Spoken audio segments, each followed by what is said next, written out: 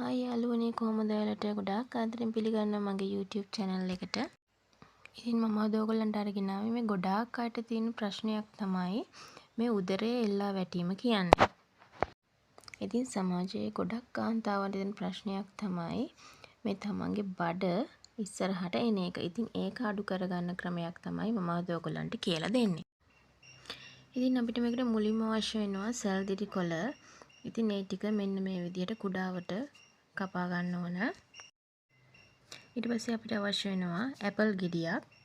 ඉතින් ඔයාලා ඇපල් ගෙඩියත් මෙන්න මේ විදිහට පොඩිවට කෑලි කපා ගන්න ඕන.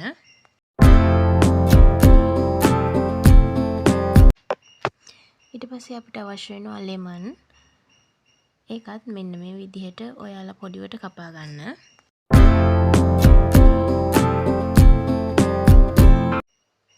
ඊට පස්සේ අපිට අවශ්‍ය වෙනවා කියුකම්බර්. ඒකත් මෙන්න මේ විදිහට ඔයාලා පොඩිවට කෑලි කපා ගන්න.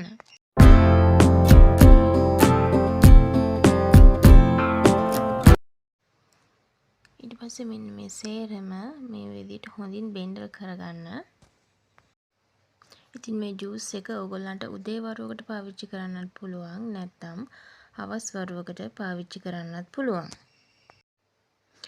හරියටම සතියක් ඕගොල්ලෝ මේක පාවිච්චි කරලා බලලා ඕගොල්ලෝ බලන්න ඕගොල්ලන්ට දැනෙන වෙනස කොහොමද කියලා.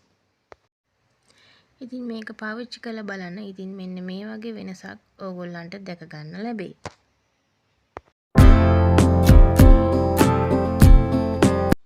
ඉතින් වීඩියෝ එක බලුවට ස්තුතියි. ඉතින් තවත් දවසක ඔයාලව හමු වෙන්නම්.